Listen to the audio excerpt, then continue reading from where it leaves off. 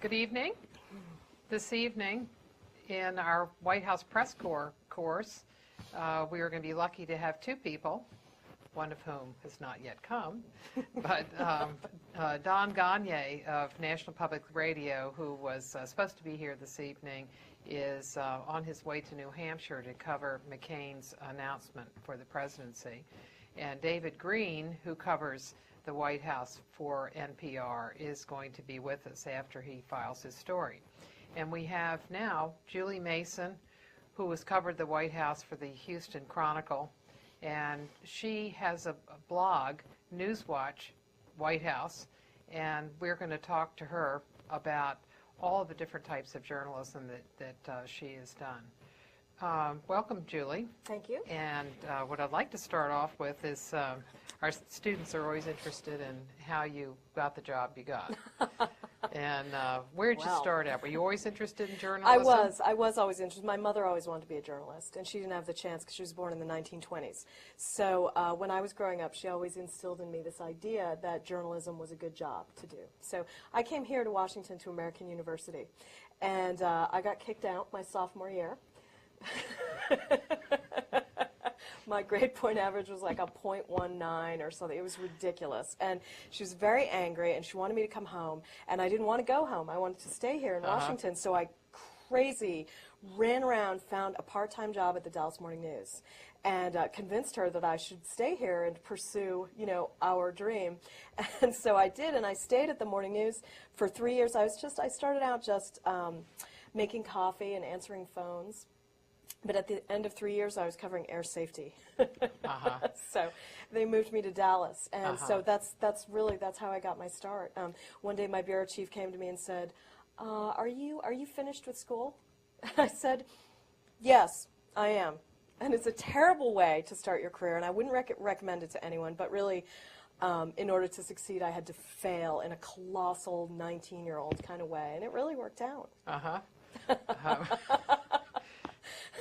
So it really made you pull your ideas together of what you wanted to do. Yeah, I was really, I think in both cases, if I had either gone the straight route and finished college and done internships the way you're supposed to do it, I wouldn't have gotten as far as I have now. I really had to screw up to achieve. And if I had gone home like my mother had wanted me to and finished community college in Massachusetts or something like that, also nothing would have come of that. So I feel like it was a series of accidents, misfortunes, personal malfeasance that got me where I am.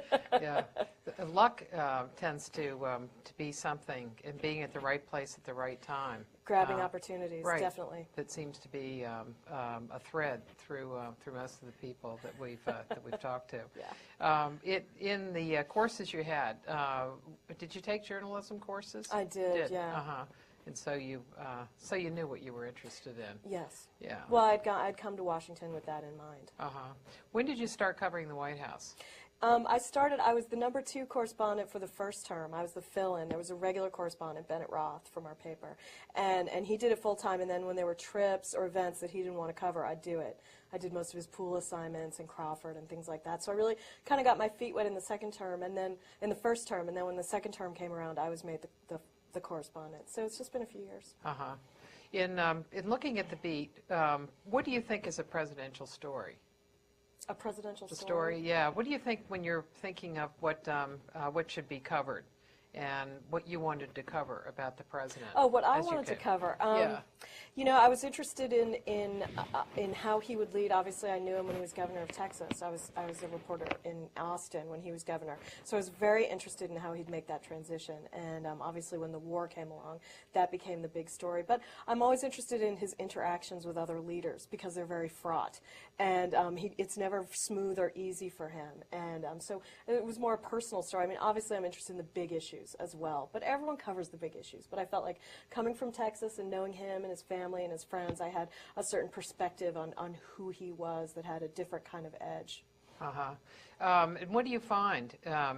Compare what you see now, like, say, the relationship he had as governor with the legislature? It's totally different. Uh-huh. It's totally different. I mean, they loved him, they helped him, and there was a real comity between Republicans and Democrats there. He had a mentor in Bob Bullock, who was the lieutenant governor of Texas, and that made him able to get a lot of things done, even for a governor with limited ability, limited authority, limited sort of, things that he can do. Yeah. And here it's just nothing but trouble, especially now. And why do you think that happened? Is it something to do with him, or is it the difference in the environments? Both. It's both. He's not. He doesn't work well with others, and it is also the environment. Washington is much more partisan, much more ferocious environment than Austin, Texas. And he hasn't made the transition well. Especially now with the Democratic Congress, you see the sort of difficulties he's had in maneuvering that relationship. Whereas, it was great when it was a Republican Congress, but now not so much for him. Uh-huh. What was he like, say, as a governor? What kinds of things was he interested in? Do you see some similarities, like in education? Yeah, education. Social security? Yeah, things like that. At that time? Yeah, the interests haven't changed that much. One place where you see him having trouble with that is immigration. When he was in Texas, he was governor of Texas, he was much more pro-immigrant, everyone getting along, and it's all great, and it's a good thing that people want to come across the border and live in our state. He thought that was wonderful. And now he's sort of forced to take this other position of being much more hard-headed on immigration than he feels naturally. And you can see he's not able to get much done. Uh-huh. Well, immigration really has proved to be such a tough issue. But he seems to have been pressing to do something about it, to try to continue to have the same kind of policy that he was interested in, the guest worker program. Yeah, definitely. He could have left it alone. Uh-huh. One thing I noticed that I want to mention is the difference in how he treats women when he was governor compared to now. And especially women correspondents. He used to be much friendlier and forthcoming with women journalists. I've seen him on more than one occasion be flirty or give noogies back in Texas. And here he's very, very standoffish with women correspondents. And what do you attribute it to? Just the difference in the correspondence base? Well, there's a difference in the correspondence, but also I actually asked Josh Bolton about it one time. He had an off-the-record dinner with us, and I asked, why is he like that?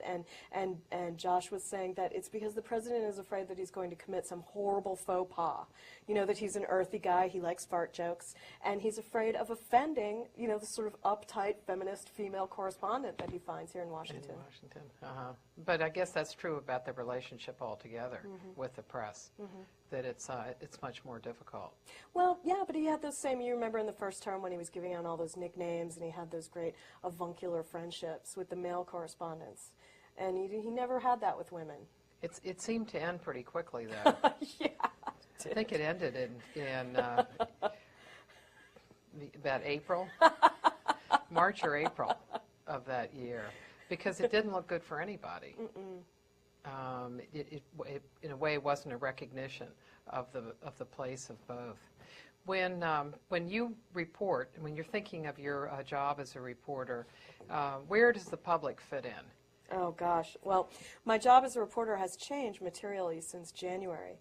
I was the correspondent, and then they told me that I henceforth was going to be a columnist and blogger and not be writing for the paper so much anymore. And so as a result, my interaction with the public has grown exponentially, because I deal with public comments all the time and reader comments, and I have a much more day-to-day relationship with readers than I did before. Well, let's explore it, but Okay. let's go back before. When you were working on a story, what idea did you have in your mind of who your reader? Did you have an idea of who your reader is? Sure, absolutely. Well, I lived in Houston for 13 years, so I felt I knew the readers, knew what they wanted to know about what Bush was up to, and I kept them in mind a lot. And the city of Houston is predominantly Democratic, but then it's ringed by very conservative suburbs. So there's a real difference of opinion among the readers. But they want to know, they want information, but they're also very interested in Bush and Mrs. Bush personally, and their family. They're very personally interested in what they're up to. So that was also something that I covered a lot. Do you feel that the reporters work as surrogates for the public? Yes, I do. I mean, I think sometimes we get caught up in disputes and fights that the public really isn't interested in. But when it comes to the big issues that really affect people, like Social Security, for example, I mean, the reporting on those issues were exhaustive and went into detail, and immigration as well, on how what was being proposed would affect regular people. And so I think in that it's a very good public service. But I do think we get sidetracked by these little fights and disputes. In discussions with with your organization and with other reporters on your paper, did you find that that there was a discussion of what the public wanted to know about issues? Like, say, when you are doing immigration, is there a discussion about what the public wants? I mean, the public in terms of in Houston, your readers. In Houston, yeah, there's a lot of pressure to come up with local angles to national stories. Incredible pressure. And oftentimes, if you can't deliver a local angle, if you can't find someone in Houston directly involved in an issue or something like that, or to comment on an issue, the story dies. They won't run the story, or they'll run a shorter wire version. So there's a lot of pressure for that. I'm not sure how important that is. I guess it is. When you're working on an issue, what are all the sides you have to look at? Like, say, on something like immigration, what are the various pieces of a story? Say the president wants the guest worker program. What are some of the things that would go in, be elements of that story, of what you'd look for? Well, you'd look for the advocacy groups, who are very much for more lenient immigration policies, and then the other groups that are much more conservative, like the Minutemen, say. And then, of course, you go up to the Hill, and you'd have to find the Republicans who are for it, and the Republicans who are against it. I mean, you just try to get as much varied opinion as you can, and that certainly represents the public viewpoint in Texas. And then you get it, say, the Texas, the Texas viewpoint, the national viewpoint, right, as well. That's certainly what the Texas members of Congress are thinking. Come on and join us, David. Here's our friend. Yes. Students in the room. They are, if you look ahead of you in the monitor, look behind us. They are there in Baltimore. Hi. And so we have David Green of National Public Radio, who mic up, who was a correspondent for the Baltimore Sun. So you might have read him with the Baltimore Sun. So we've been talking about White House stories and what the components are of a White House story. And so Julie was talking about the different parts and looking at immigration. When you're working on immigration, on this side? Yeah. So try it on this side, because since we're over here. Yeah. On the outside of it, though, ideally. We got this going. We're in radio.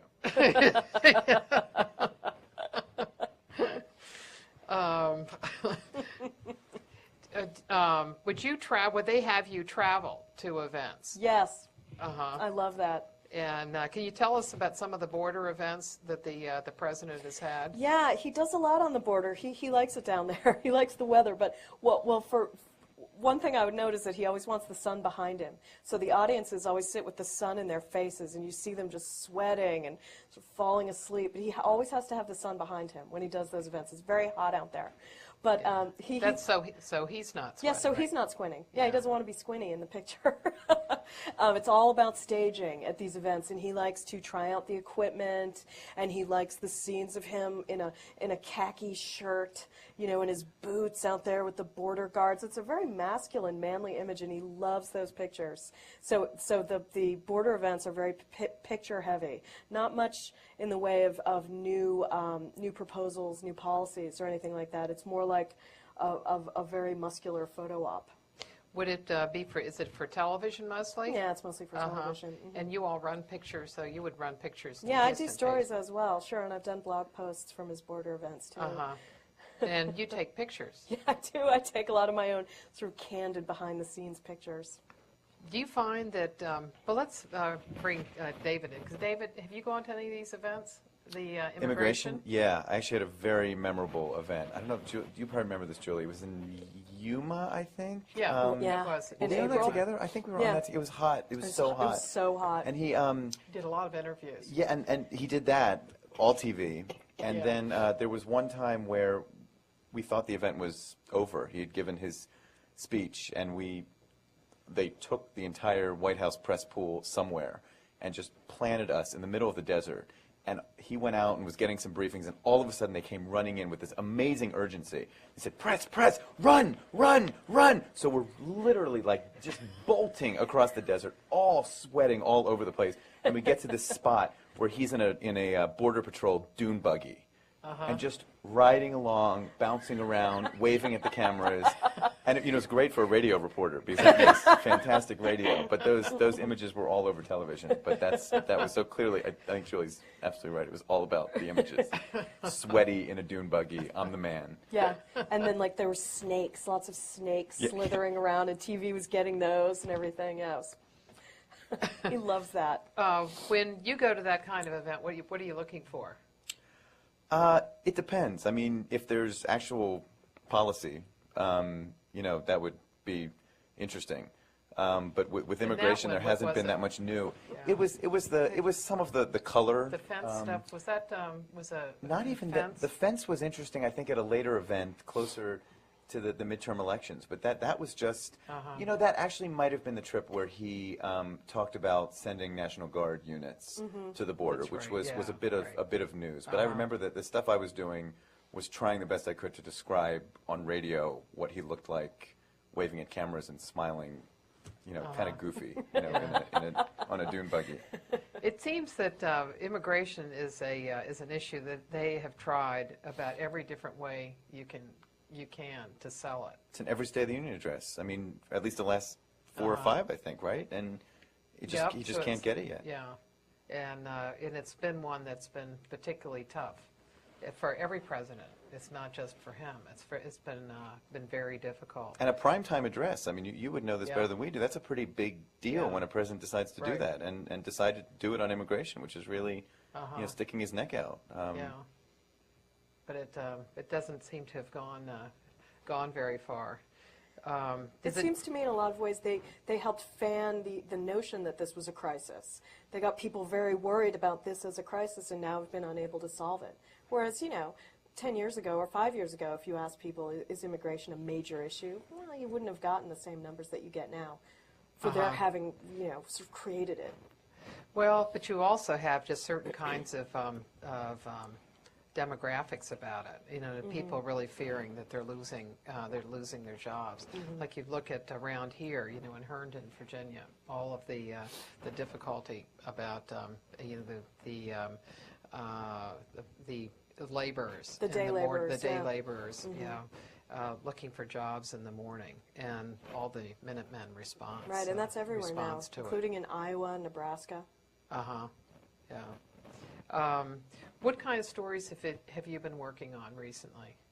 The reason I'm late is because I had to file something really quickly on this this Office of Special Counsel that Yes. announced an investigation, that it was broadening an investigation today. And I don't know about the two of you, I had never heard of the Office of Special Counsel until today. It's a tiny federal agency with only about 100 employees, and it's the director, the head of it is a presidential appointee appointed by Bush, voted for Bush, and he's now investigating one of the firings of the U.S. attorneys to see whether there were White House email addresses involved. Is that the Arkansas?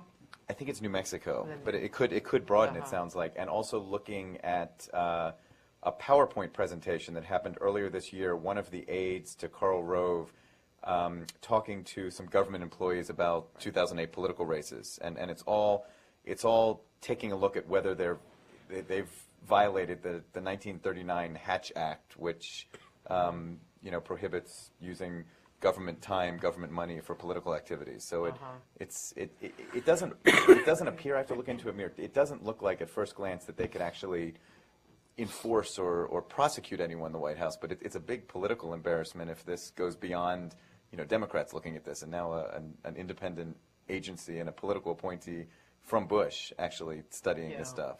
So when something like that comes down, where do you go for information? How do you develop the story? Something like this, really quickly, just filing, like a 45-second thing for our air tonight. A lot of looking at the wires and looking up what the agency is and looking at what they've announced. But first thing tomorrow morning, I want to call the agency and see if we could get an interview with Scott Block, who heads the agency, and see if we can dig into what exactly he's looking at. Mm-hmm. Both of you all have had changes in the way that you report from the White House, because you've both reported from the White House for newspapers, with you're now doing blogging, and you're now with radio. What is the difference for you in what is a story, and how you get that story? If it's on Julie's blog, it's a story. So I just follow whatever she's. No, I'm kidding. She is she's the best known White House blog in the universe. Radio's a little different because it something like immigration. If there wasn't the color of Bush riding in a dune buggy, and I couldn't get a little bit of excitement among editors talking about that. If there's not good sound, it gets tougher. Mm-hmm. It's on a day when Bush gives a speech about something, Iraq. Mm-hmm. If there's some good cuts of the president, some good, audio cuts of Harry Reid or someone, you can, build, a kind of energy-filled story. But if the tape is pretty bland, then it's more of a challenge to make it into a good radio piece. And that never came into it as a print reporter. As a print reporter, what did you look for? Just news, and there were times when you wanted to write a fun feature story, something like that, and obviously there were other elements to it. But there's this added step that you're writing a radio piece around tape, mm-hmm. and that creates all sorts of new questions and issues, for better or for worse. But do you assemble facts in the same way? I think so. Yeah. Mm-hmm. It's more a structural difference, I think. That the core of a story is probably the same. Mm-hmm. If I'm doing a piece tomorrow about this investigation into Karl Rove's shop, mm-hmm. The story, for both print or radio, might be that here's a political appointee who is now investigating Karl Rove's shop, and that it's a new headache for President Bush. And it's, kind of broadens this investigation. It's related to the U.S. attorneys, but it's no longer just Democrats who are probing this. The story's the same, but whereas a print story, you find a fresh, interesting way to write a news story, and has a lot of the elements. In radio, it might be, let's find a little audio of 1974 Office of Special Counsel investigation, whereas in print, using that might be kind of bland. In radio, if you can find some interesting 10 or 15 second voice from years past of enforcing the Hatch Act, that might be a way to get into the story. This agency was created in this year, and here's a little tape of 1970 and what they were investigating then, and now in 2007 they're looking into Karl Rove's shop, and here are the things that are different 30 years later. Here are the things that are the same.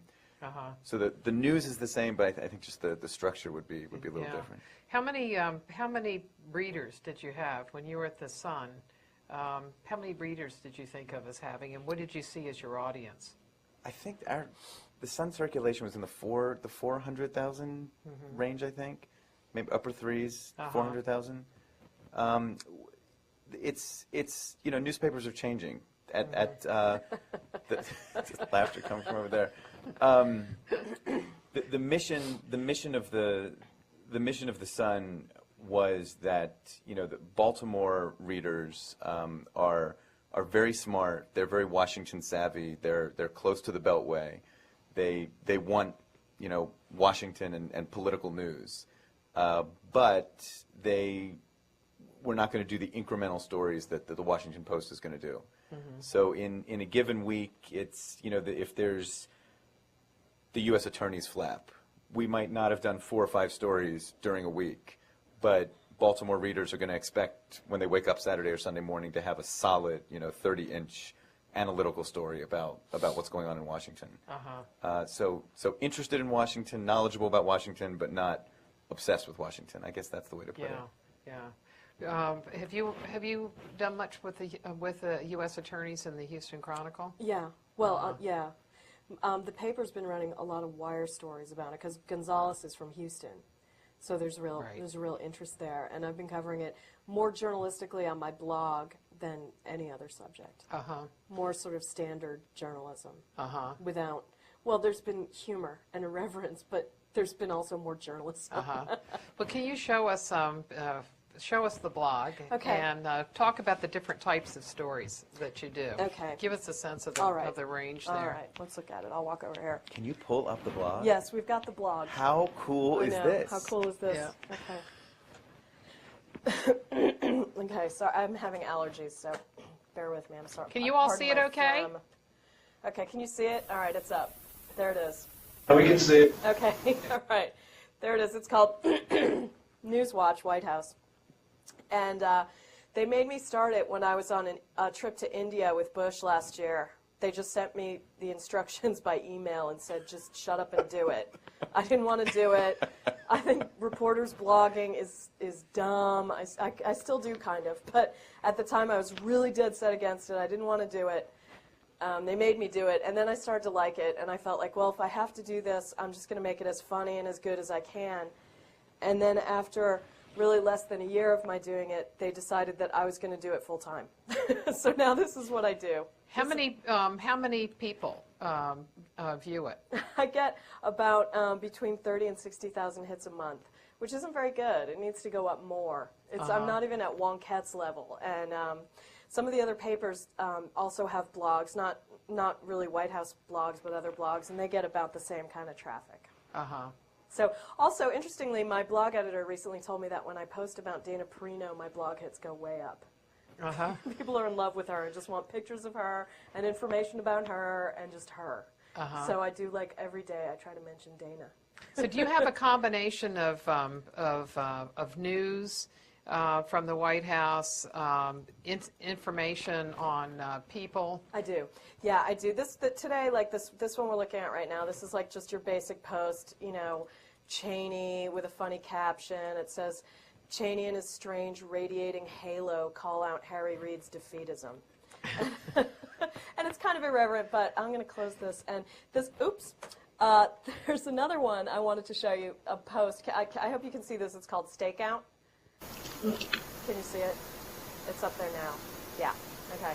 This is a kind of post that's really popular that I've been trying to do more of, and this is taking pictures of what we do at the White House that you wouldn't normally see on the news, that you wouldn't really see anywhere else, and I'll try to scroll down here. I'm having a little trouble. Describe it. Describe what the stakeout is. The stakeout is, in the White House driveway, we'll go out and wait for people to come out of meetings with the president and stand in the driveway and tell us what happened and what they were told and what was said.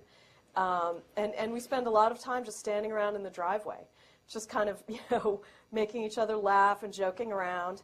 And then people come out of their meetings with the president. Here you see, these are just pictures of journalists standing around in the driveway. Okay, here come the Democratic leaders, and they're going to come out, and they're going to come to the microphone. And they usually come as separate groups. So in this case, it was they were talking about, was this about the supplemental? Yeah, it was about the Iraq war funding. And the president met with Republicans and Democrats, but Democrats came out first to talk to us. And here you can see the picture of them. I take these pictures myself, and it's, you can see Harry Reid and Nancy Pelosi, and the caption says, "The president is mean." And that was kind of the tenor of their meeting. I mean, they didn't come out and say that. You can see it's not in quotes. But and so, then I have some dialogue that we had at the microphones there, and then, more pictures of press, and people really like looking at this. The feedback I get from readers is that it humanizes journalists, which is always helpful, and kind of shows what the job is. If possible. Yeah, if possible. Doing my part for Ed Henry here, and it kind of shows what the job is is like. It's a lot of waiting around to get lied to by important people, and then sort of slogging around in the rain and things like that. And that it's huge scrums of reporters getting little crumbs of information from people, and they find it funny and very entertaining. And so the best feedback I get is from posts like this, rather than when I'm just covering sort of the news of the day. How can they find your blog? Okay, the address for the blog is blogs.cron.com/White House, one word, / And they want me to do like 5 posts a day, but I usually do about 3.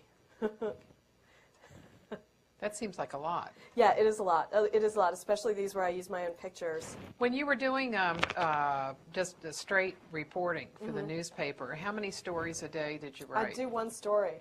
And something interesting is that with the blog, I end up doing a greater variety of stories than I would when I was just simply writing for the newspaper, which I like a lot.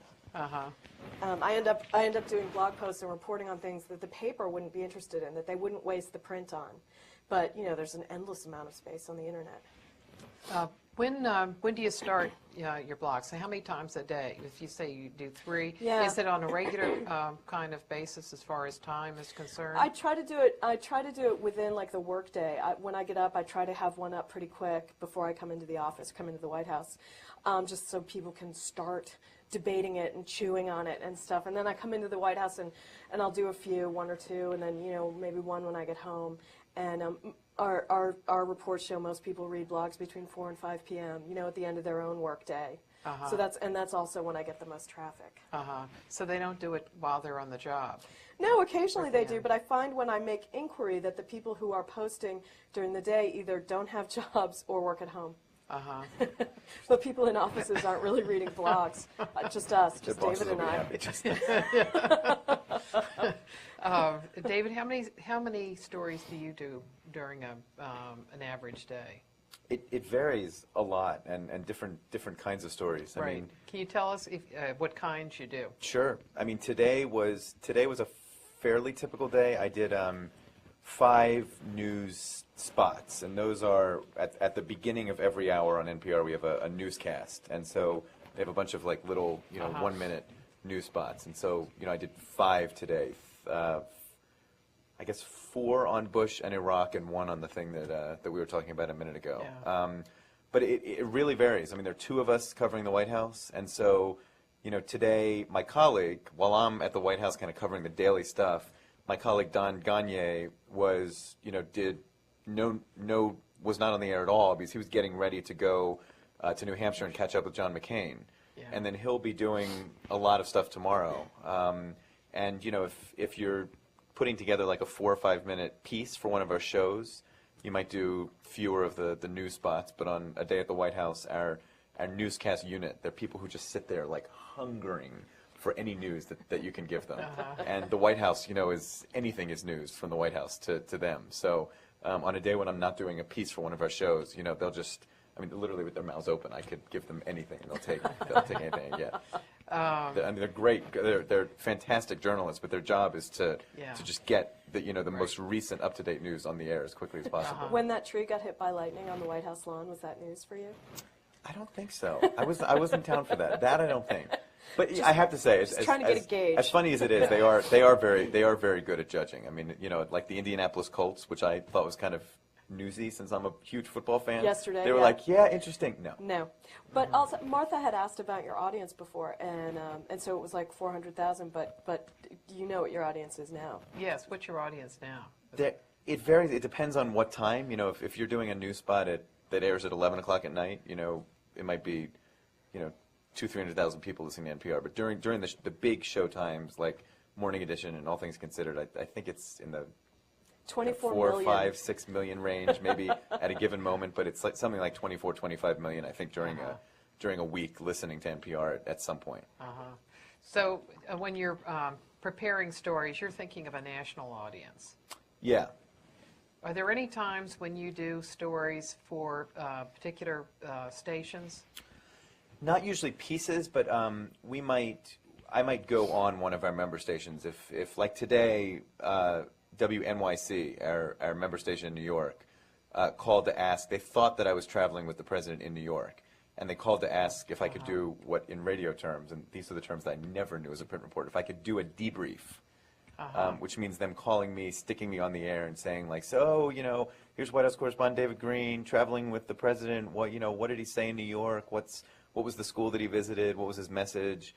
So then all of a sudden you go into this mindset. And 9/11, the 9/11 anniversary, it was a challenge because I was talking to our newscast unit, talking about the day 9/11, the anniversary, the president visiting New York. And then all of a sudden, I'm on WNYC, and I realize that, the news is the same, but all of a sudden you're talking to all New Yorkers who, have a very different perspective on 9/11. And I found myself talking much more about, New York City firefighters and their reaction to the president, and what the scene was like on the Lower East Side. And you could talk about these things in a way that, New Yorkers would know a heck of a lot more than I did about it, but it was more focused on that sort of thing. Okay. Let's go to some questions.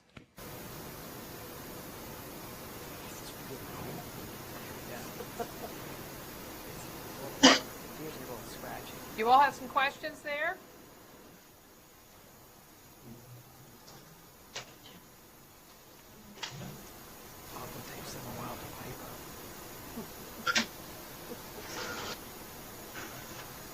Questions?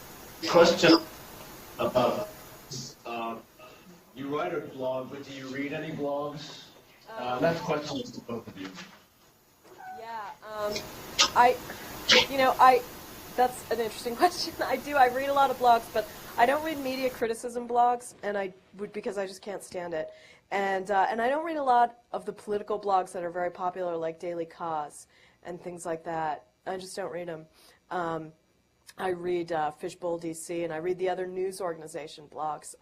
The Chicago Tribune has a good blog, and Cox News has a good blog, and obviously Romanesco, which is a big sort of media news blog, and those are the ones I really stick to. I also love Perez Hilton and Pink is the New blog, and I love celebrity gossip, and that's really what I read. Yeah, you should show us your pictures. Julie did pictures of the White House Correspondents Association dinner. It was all about finding Sanjay. And you caught up with him, correct? Well, no, April did. April did, yeah. And he loved they April. And he looked frightened. What blogs do you do? I don't read a lot of blogs. I read Julie's blog, and because I thought about Julie on a day like this, when it was this ridiculously childish spat between Harry Reid and Dick Cheney. I loved it. And I had to report this as if it were news. And I wish that I could have, done it in an irreverent kind of look at Washington sort of way, because that's the only way that would have been the way to report today. Because them, spouting off at each other. I mean, it's just I did ridiculous. enjoy that when Harry Reid said, I'm not going to I'm not engage gonna call in name names. calling. Attack dog. Someone with a 9% approval Yeah, rating. exactly. Great stuff. But I actually, I'm with Julie. I avoid some of the political blogs on either side because we get so many emails from people on both sides who just go crazy complaining about our news coverage. That's enough for me. It's very And I know that they're reading the blogs and then firing their emails to us. So How many emails do you get from readers? Let's say on a normal day, how many would you get? It really varies. I mean, today one came in from a piece I did 3 days ago, but if it's something that aired that shows up in a liberal or conservative blog, that generates people writing to us. So then it might be 20 or 30 after one piece airs. Just pouring in. Have you figured out who the people are who write you? I think they're blog readers a lot of the time because it's. And who are they? Do you think? I don't know. Julie might know this better, but it's people. But it something triggers them because there'll be a day where we have a policy like the New York Times where we call President Bush on first reference. Does the New York Times still call him Mr. Bush? I think they call him Mr. Bush on second reference. We call the president Mr. Bush on second reference, and a lot of conservatives think that that's not respectful. It's actually really offensive. And so I call him that every day, but there'll be one day out of every month on average, that all of a sudden I'll get 50 emails saying, that is completely offensive. How can you call the President of the United States Mr. Bush? And I know it's because somewhere, someone who's a well-read blog put that in his or her blog, and it's just, so many readers that, bam, they're just, how could NPR do that? Do you respond to your readers? I've actually gotten in trouble for responding to readers. It was awful. It was after the hurricane, and I'd been working 5 weeks straight without a day off, and I was exhausted. And some reader wrote me about, y'all just hate President Bush, and I just sent her back some little snippy remark, and she sent it to the editor of the paper.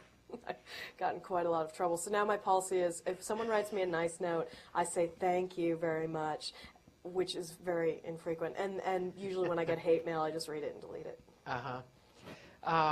Can you show us your pictures from the from the Correspondents' dinner? Yeah. Yes, I can. Yeah. So good. I really need a new camera. That's my latest thing. I'm trying to get them to give me a new camera. And it's only a few $100. What was your general take on the dinner? There are a lot Worst of ever. articles that were that are critical. They're Yeah. critical of the notion that reporters and officials get together. And what do you all think, really, about the relationship and what kind of contacts? I think that's a really unsophisticated and sort of immature view of how we do our job, that we are not allowed to be friendly. Being friendly with your sources doesn't mean that you're nice to them when you sit down and write a story. It helps in the news gathering when you can schmooze. And somehow the notion that we couldn't have dinner with sources and then be fair to them, it seems very stunted in a way. It seems a real lack of understanding about how journalists work. People aren't likely to return my calls if they don't know me. And it helps to develop those relationships. And the dinner is really inconsequential. I've brought people to the dinner who never spoke to me again, who I had hoped to cultivate as sources. It really doesn't do much. In that, I don't know what David's view is. No, I agree with you. There's one moment in the dinner every year that bothers me, and that's the toast to the president. I don't understand why that's done. I don't see any problem at all with reporters and sources and people from the administration and all over government and journalists getting together on one big evening and listening to the president speak, listening to some comedy. I mean, that's the point of this. A lot of this city. It's reporters are there to get information, and the best way to do that is to cultivate sources. But there's something every single year that bugs me when they say, let's raise a glass to the president, because that, especially for people who cover the president, that feels like that is the only thing that I feel like is crossing the line a little bit. True. I don't want to be sitting there raising a glass to this, politician who I need to cover in an unbiased way every day. Right, yeah, that makes me Well, uncomfortable, too. do you think it's in a sense, it's a toast to the office? Yeah, I mean, and I could see that. And it probably started as that. in the 1913 old Yeah. days. when the It doesn't bother me enough that I would Yes, that I right. wouldn't do it, but it's or that you wouldn't go. Yeah. So what is the mixture at the dinner?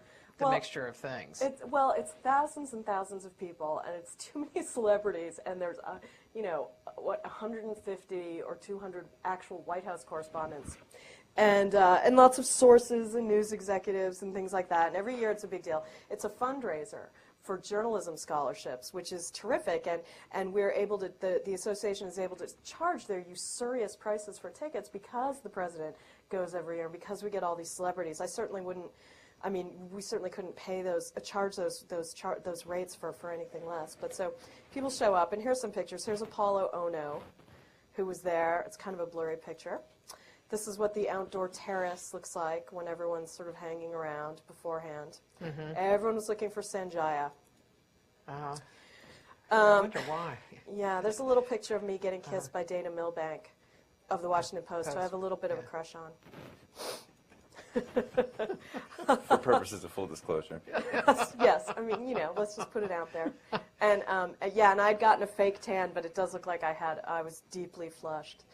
Here's the president laughing. He had a horrible time. You could tell he hated it.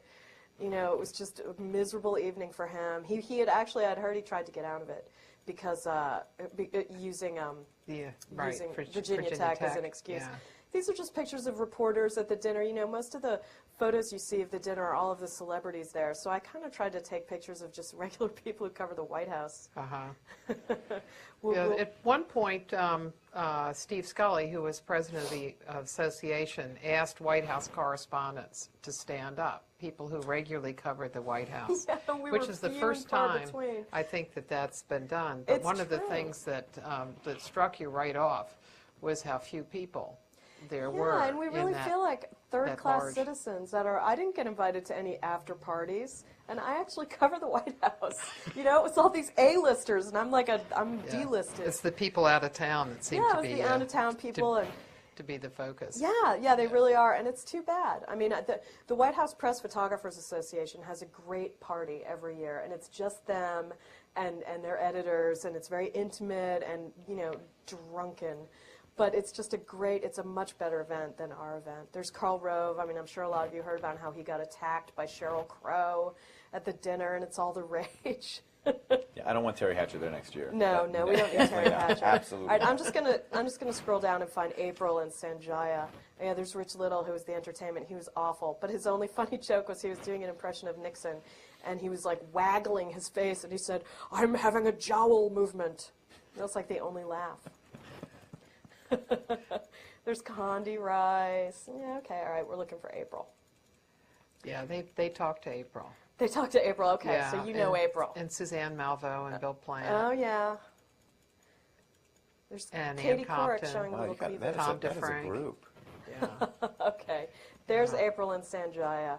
And as you can see, if you can see the picture, he does look a little scared of her. She sent me that picture Sunday morning. I didn't actually take it. But she had her BlackBerry in church, and I was messaging her frantically saying, "Send me that picture." In church. She was in church. She was like, "As soon as I get out of church, I'm going to send it How to does you." April do this? I'm a huge Pittsburgh Steelers fan, and when the Steelers came to the White House, all I wanted to do was meet Jerome Bettis. And I'm like wandering through the audience, and there's April with her arm around him, just like, you know, making nice. And she's amazing. She's Right. truly Well, amazing. of course, she got an interview with Shaquille O'Neal. Also. Incredible. Anyway, anybody have a question? Another question?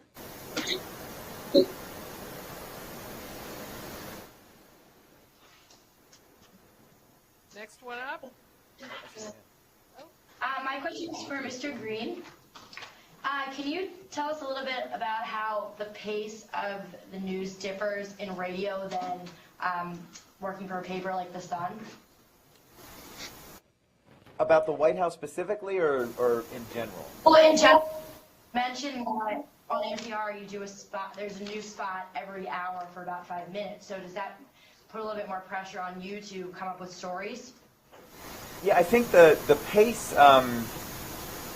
at the White House is really different. In newspaper, your day was sort of shaped. You wake up, you cover stuff. Your deadline is always, you know, whenever 6, 7 p.m., o'clock. yeah. So, you know, it's interviewing people, it's having lunch, and then around, 2, 3 o'clock, you're suddenly like, oh my, I have to start writing.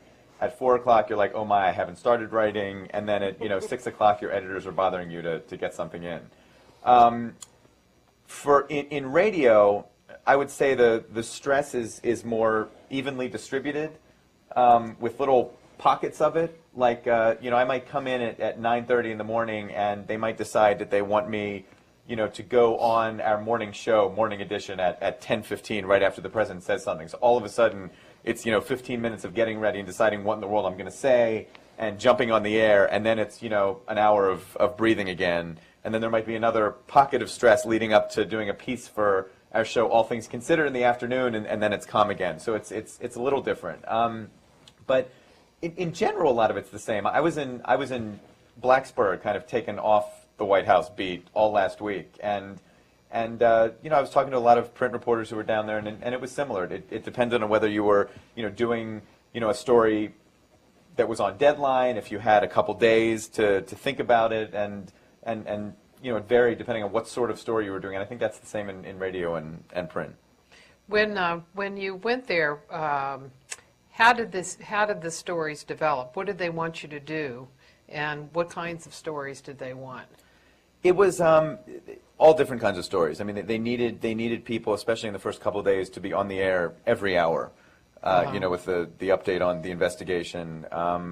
And then there were some stories they wanted you to really step back, and they tried to give everyone sort of a mix so no one got, too drained. And it also depended on what sort of state people were in, because it was, covering it and talking to a lot of families, it was, constantly, I think editors were asking reporters, are you okay doing this? And if not, should we have someone else do this story? But for me, it was a day of, being on from, 5 in the morning until 6, 7 at night on the first day after the shootings. And it was hard. They wanted you to go on and kind of describe the latest every few minutes. And then the following 2 days, it was spending a lot of time talking to two families each of them had a kid who was shot, but they were in the hospital and survived.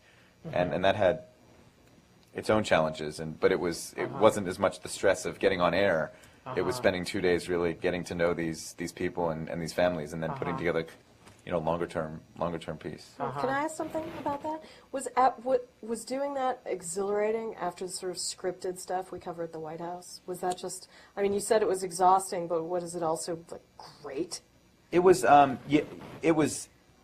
It's hard to describe something so tragic as I mean, I Right, totally you know what see what I you're mean. saying. I don't mean that Yeah. it's great to cover, but to Professionally, be it was great to get out of the White House and actually be with real people. But it also, I mean, that it was for better and worse, because it was also, you don't get the same kind of emotional attachment to it that you do at the White True. House. So it was emotionally very draining different, and- but doing and something hard. different was great. And did it kind of remind you why you got into the biz? Yeah, but the media horde in Blacksburg was sickening. yuck. It was, every single, and it's hard to complain because, we were part of it. But you walked up to a student and the first thing you wanted to say was, I'm so sorry. And, they would say to me, like, thank you for being so nice. And it was like, look, it's my job as a human to be nice. And I want to know why you're saying that. Like, what were the last 10 people? What did they do? So you got the sense that every student was just, going through the worst possible thing you could go through, and yet being attacked by one journalist after another. It was just awful. And, it was every single television affiliate in the entire country, it seemed like, had brought a satellite truck and just descended on this campus. Oh God, that's awful. So it was really, that part was really, really disappointing. What coverage will you have now from this point on of Virginia Tech? I'm following one family who's the same family. Their daughter just got out of the hospital yesterday. She was in the French class in Norris Hall, and it was a stunning story. She thinks that she was spared only because she was holding her hand and was shot and had blood all over her face, and so she thinks the shooter thought that that he had basically mortally wounded her, Right. and so moved on to other people. So she had some really tense days in the hospital, and she's now out and home in Pittsburgh. So, I think I'm going to follow her at some point. But other than that, it's back to the White House. Right. Did you get taken off?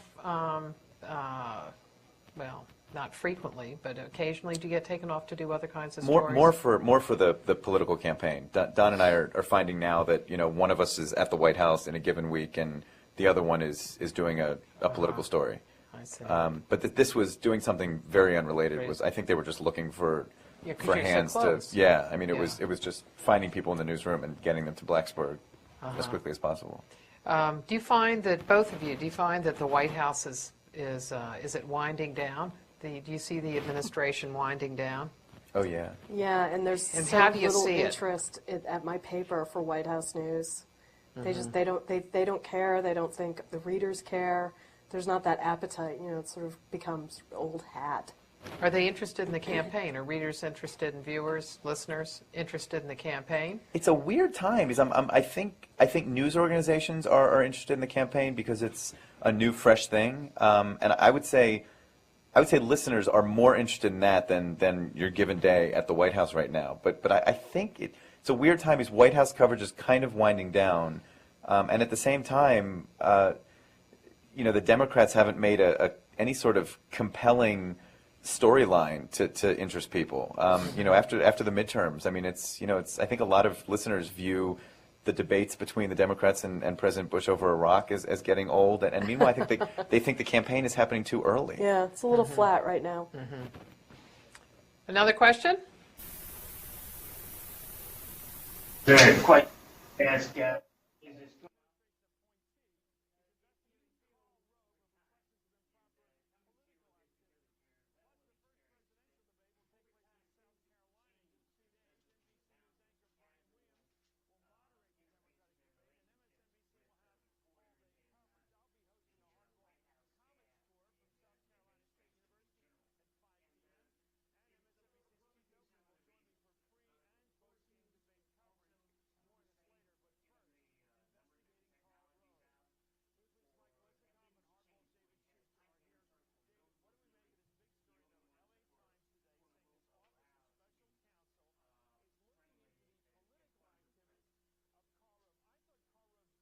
Did you notice the change? You came in the Clinton administration.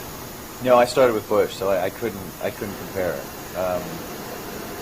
You didn't cover Clinton at all? I was here as an intern for a little while, so I actually think I first met you when I was. Yeah. I thought I remembered you in Clinton.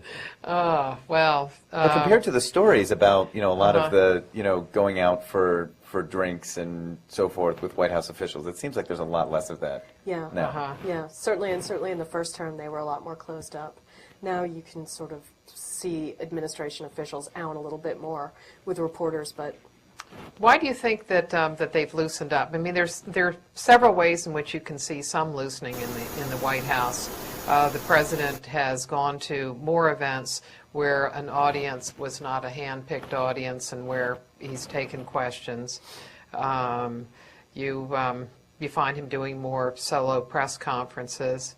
There are more officials than there were in the first term that are doing briefings. I mean, I wouldn't say that it's a crowd, but there's somewhat more of a tendency to do it. What would the change? Is the change worth much?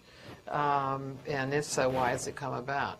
well, we saw right before the election, Bush was doing, as you said, more of those sort of unscripted Q&A with the audiences that were very random rather than hand-picked supporters, and that it went pretty well for him. I mean, he could think on his feet and give good answers, but it didn't get them much in terms of the election.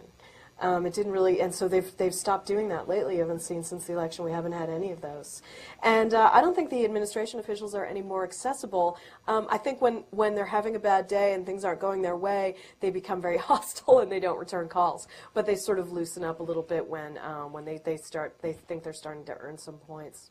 But yeah. So yeah, that's all I have to say about that. Do you find any differences? I think it varies. I mean, there are some times when you would see Rove all of a sudden go out on off-the-record dinners that I at least wasn't invited to.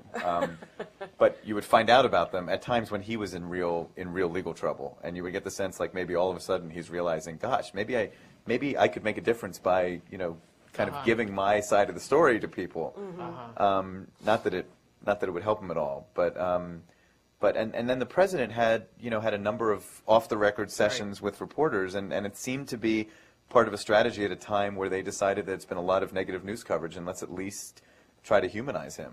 And whether it worked or not, I don't know. One person that we talked to, because the students came in to the White House and talked to a group of people individually, and one person who was in one of the sessions that was a particularly long session said that while the president is much looser and more comfortable in that kind of setting, that he didn't really think that there was anything that was different that the president was saying. It's just how he said it. Yeah, I was in one in the first wave of them, I guess maybe 2 years ago or a year and a half, and not this. And I felt like I learned a lot about him. And I was struck by knowing the names of books that people were reading. I mean, going around the room and asking what books people were reading, and he clearly knew every single one, which is not the perception I have of George W. Bush. And it was things like that, but it wasn't anything new in terms of news that that I got. A lot of it, what he said was the same talking points. And I didn't get anything that I think would shape my coverage of him in a different way. It was kind of the things you're like, wow, that's interesting. Glad I got to see that side of him. Okay, I'm moving on now. Yeah. Yeah. Because most presidents do those kinds of sessions. More often than he does? No, I mean, they do them about the same way, that when they are in a period where their popularity is low and they think that it is because not of their policies, but if people only understood the president better, that they would be more likely to support him. And so they tend to bring people in. In earlier administrations, a lot of them were dinners. And I don't think that they bought very much. They ever have bought very much. Because reporters are going to report what's news. Right. More questions? I think there's been coverage of the war over in Iraq, because I don't get a sense that journalists are there anymore. At least it seems that way to me. It seems like journalists cover more politicians and not what just happened. Can you get closer to the microphone? Because we only caught part of it. We know that it's on Iraq and Iraq coverage.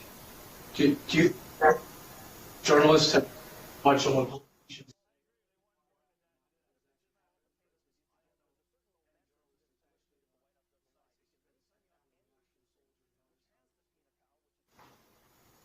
Well, soldiers are not supposed to talk, are they? No, but So that's well, so you're asking besides politicians about what's going on over there. We actually had a piece that was on this morning. We reached a soldier in Iraq, an intelligence officer, and it was really hard to find someone who would talk because they're basically breaking the law and they could be court-martialed. But we thought it was worth, doing anything we could to get a voice, from there on the air. I feel like it is definitely a challenge, and I think a lot of what is aired and in print is more George W. Bush and Democrats in Congress than it should be.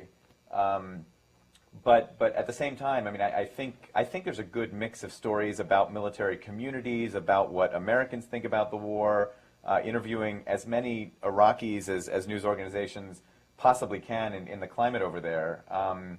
If it's certainly not going to be enough, and there should be more. But I hope that they get it. That people get more than politicians sometimes. Yeah, sure. how is your paper covering the war? We've been in and out of Iraq. It's hard to, the insurance is very expensive, and that's a cost that a lot of people don't realize is to insure a reporter, especially as a family, to go over there. It's just cost prohibitive. So we have reporters in and out. We don't have a constant presence there. Like I think NPR has someone there pretty much the whole time, but we've been in and out. And embedded, which the paper liked very much because our reporter was able to embed with a Texas-based unit that was, really seeing a lot of combat, and he got to know those soldiers very well, and it was great. And this was a seasoned war correspondent who sort of knew the drill and didn't make mistakes, and sent back really beautiful, nuanced stories about how it was for the soldiers and how it was for the Iraqis and how it looked from where he was, and obviously not a picture of the entire war, but just what this one unit was seeing, and so. Taken for itself, it was not a comprehensive look at the war, but when you look at the scope of war reporting, like I said, I think all the elements are being covered. Mm-hmm. What is your view about the coverage? And did you serve in Iraq? Because I do have a student. Dr. Kumar, I saw you this afternoon. I'm pretty sure I didn't go over there. It's not Jason. But, next time you go over there, take me with you, I guess. I don't know what to tell you. Well, no, we do have somebody in the class who has served in Iraq. Yeah, he's probably over there. Okay, another question?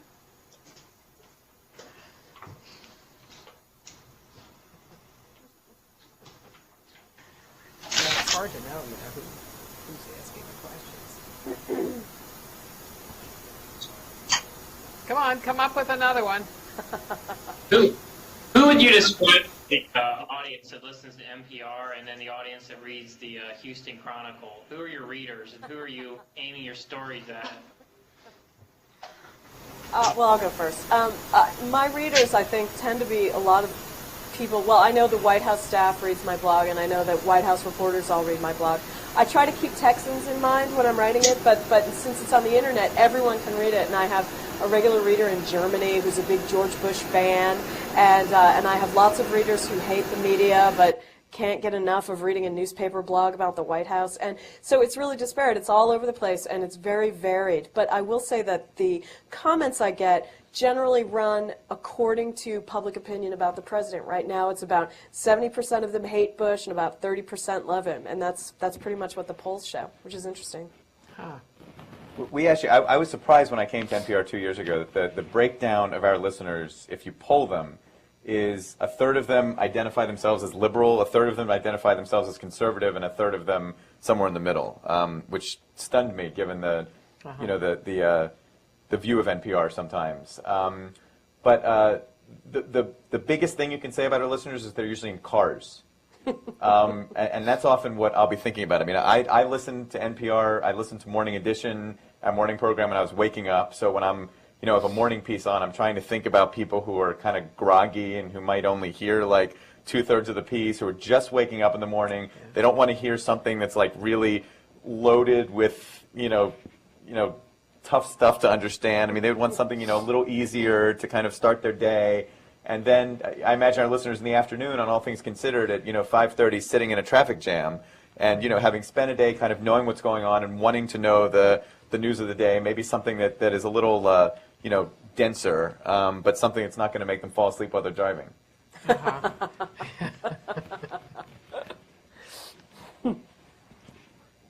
Another one?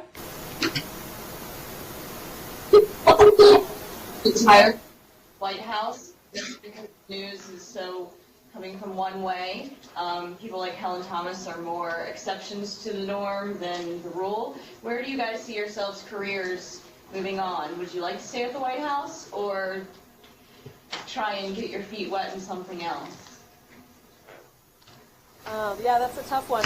The White House was my goal, my professional goal for so long. I came up through city government and county government and the state legislature and politics and presidential politics, and the White House was always, you know, this shiny thing in the distance. And now, having achieved it, I'm trying to work out what the next thing I want to do is. I would like to stay on the White House for much longer. I'd like to become really good at it and really know what I'm talking about. Helen, yeah, obviously someone who's been there that long, and she's a columnist now, so that's a little different. But sure, I'd like to stay at the White House longer, and I don't really know what I want to do after that. Yeah, but you could see, obviously, you know, you're going to be able to see another administration in 2009. Well, I hope. I mean, it's expensive to cover the White House, and it's for a paper like mine that has a bureau of, you know, we fluctuate between 6 and 10 people, and you have to think to yourself, what kind of resources do we want to put at the White House? I mean, right now, there's a Texan in the White House, so the Chronicle can justify it. But papers like the Boston Globe and the Dallas Morning News don't have White House correspondents anymore. They just don't come. They don't cover it, and they just run wire. And so you kind of have to see if they're going to want to do that or put me on something else. Mm-hmm. What about you, David? I actually came to the White House accidentally and never was obsessed with the idea of covering it, but have absolutely loved it and feel really honored to have had that kind of window in history. But it's also not something I would want to do forever, because to me, at some point, you start to lose the perspective of what else is going on in the world. And I really felt that when I went to Blacksburg, that, you know, covering real, you know, stories of tragedy or stories of, you know, other types of stories can really make you see that there's a world out there. And it gets to the point of one of your students, you know, the covering the Iraq War, for example, from just, you know, when you do it from just politicians' point of view, you're not getting anywhere near what the, you know, the scope of the story.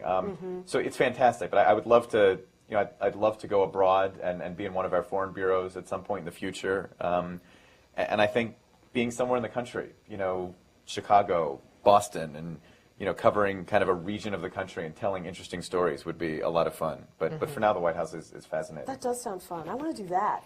Do that. You and me. Okay. Some more questions? Let's take, we still have time. Some of the people we've spoken with don't really consider blogs a valuable news source. What would you have to say to that? Yeah, I agree. I think blogs are trivial and silly, and they're no substitute for news. And that's why I have very mixed feelings about it. I'm doing it now because I really wasn't given a choice. They called me in and said, well, we're not going to cover the White House anymore, but we want you to blog it. And so it was a way for me to keep covering the White House and do it in a way that was new, and it's a lot of fun. But I agree. I think blogs, even news blogs, are really, they're not the full picture. They're not a substitute for real news gathering. They're a supplement. They're entertainment. And yeah, I would really like to get back to real news coverage someday. What is it that is an element of a blog story that makes it different from a regular news story, even on a website that is sponsored by a news organization? It's not as complete. It's not as full. It doesn't really have the same rigorous standards as a news story. I post stuff on the blog that's just what Bush said. And I don't have to bother with getting react or filling it out or filling it in or pointing out his inconsistencies. There's other things that you do get in a blog that you can't get in the newspaper, like I use a lot of humor and irreverence, which is something I think has been completely washed out of newspapers and TV news coverage, unfortunately. And so I do think I provide a valuable public service in that realm, but it's unserious. And its lack of seriousness and the fact that people do rely on it and believe what they read on blogs. News blogs, I have to be accurate and I have to be fair, and I don't take positions on things like that. But a lot of people do, and that's unfortunate because people are using them as substitutes for news. In ones that are sponsored by news organizations, what's the editorial process?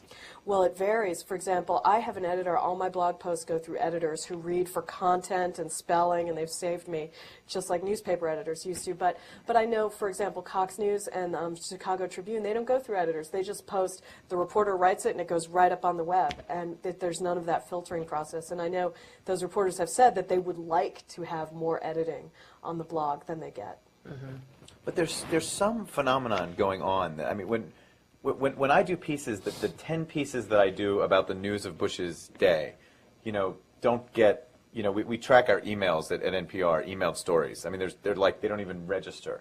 And then I'll do a piece kind of bringing Bush to life, and on a foreign trip, what he was eating and how, how he was acting with foreign leaders. And I mean, they are emailed all over the place. So there's, and Julie could do that sort of story in your space, anytime you wanted to, and I never get it and in I the can't, newspaper, could never get in the newspaper. Never get it in the newspaper. And so if there's that appetite, and you say, okay, like this is what readers want, then the question is, would you rather have someone like Julie, who's a seasoned White House reporter, doing it, or someone who has their own blog? I mean, that's what strikes me as such a difficult thing to figure out right now in journalism. The appetite is there, and how do you give people what they... But someone with their own blog wouldn't really have access to the president on a foreign trip. Right. Right. So I go back and forth on that myself. Like, this is really fun, and I love to do it, and it's great, but it's unserious, and I didn't spend 20 years clawing my way through local news to write funny ditties on a blog, so...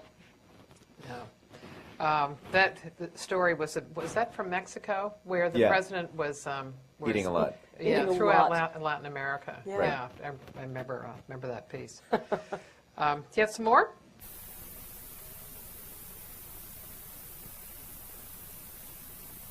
One more. What relation have with the editors on a day-to-day basis? What do they suggest stories? Do you largely suggest stories? Could you describe the process a little bit?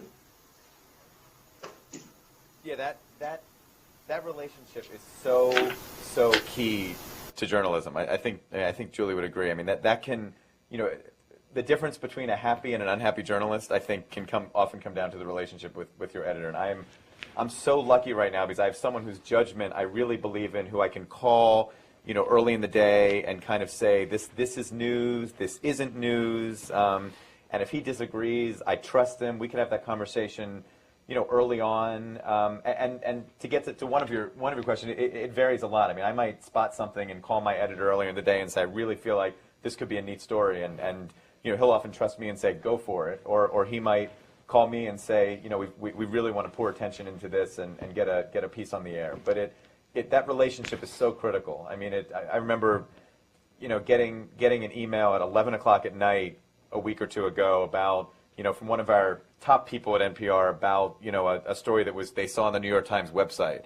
And I immediately said, this isn't really a story. It's not something we need to jump on.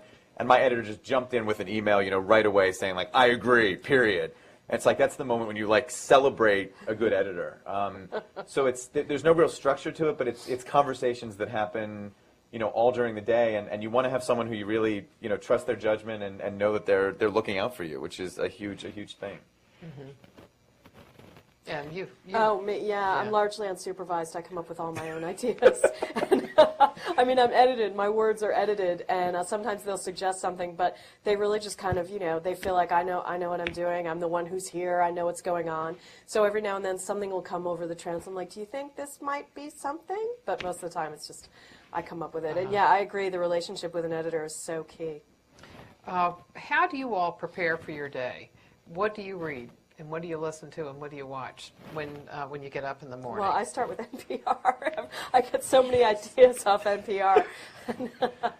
and the Post, of course, and I get up and I immediately read like all the papers and check the schedules and see what's coming up for the day and things like that. It's not really that different from newspaper reporting. What papers do you read? I read the Post, and the New York Times. I try to read it every day, but it's like so much work. And I read the Texas papers online. What about you, Dave? I'm usually reading the New York Times and the Washington Post. And it's funny. I'm not reading newspapers. And kind of being up on the news takes so much space in your brain. I think because you have to read so much to make sure you're kind of ready for anything at the White House. That one weakness I feel like is I'm reading so fewer books and so forth about history and than I used to, which is one thing I'm looking forward to if I am no longer covering the White House. Like I don't have to worry about reading newspapers top to bottom every day. I can actually find I could look in my library and read anything I want right now, which would be fantastic. Were you all surprised that Bush read, how many books is he supposed to have read last year? Was that ever validated? Yeah. I'm wondering how he could have fit that in his day. It's supposed to be 73, right? Right. Well, you remember he said that he was reading these books on germs and all this other these highfalutin tomes, and then some reporters went to the ranch to ride bikes with him, and they asked him, Mr. President, what are you reading? And he said, Elmore Leonard. He was just reading some novel that was not on his list of 87,000 books that he was going to read. Yeah. But I think he has more time than we realize. I don't know, you would know this, President Kumar, more than me. I mean, I'm fascinated by, the stories of Lyndon Johnson and Mike, you're managing the war at 4 o'clock in the morning from the Oval Office. And going to the Situation Room. And going to the Situation Room and just being up all night worrying about it. I mean, I just don't get, Bush talks about being a delegator, but I think it's true. I really think. He says he gets a good night's sleep, and I think that's true. I think he does, and I think he has the time at 8 o'clock at night to be, sitting in bed and reading a good book for a half hour. A lot of people wouldn't be happy that he's spending that time doing that instead of other things. But is that the sense that you get? Well, there is a lot that's done for a president. I mean, he lives where he works, so he doesn't have commuting That's time. True. And he doesn't have to go out and get the cleaning, and doesn't have to prepare a meal. So so there certainly are a lot of corner cutters, but I think But another thing is that he does not go out and socialize, that they stay in much more than any president I can remember, and do less entertaining than any president. Right. But part of that is the wartime footing. Yeah. Well, thank you very much. Thank you. Appreciate it. Yeah. Thanks for your questions. Thank you for your questions. Yeah. Thank you. No, one thing I've asked, do you all have any questions of the students? I'd like to know what blogs they read. Julie wants to know what blogs you read. They don't read any. Yeah, because they were saying none. None. Yeah. None. One of the people we interviewed when they came into the White House asked them that, and almost nobody read a blog. Really? Yeah. What's been your impression of the White House press corps? And you won't offend anybody, just Yeah. since you've seen so many members. Is there stuff you see in common? Your impressions of the White House press corps, because you've met many people. Are there things in common?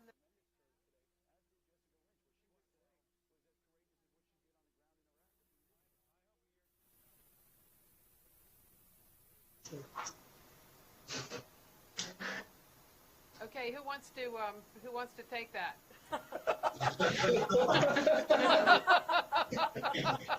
They'll have their arms full. Suzanne Malveaux is the best looking. Agreed. All right, I'm offended. Yeah.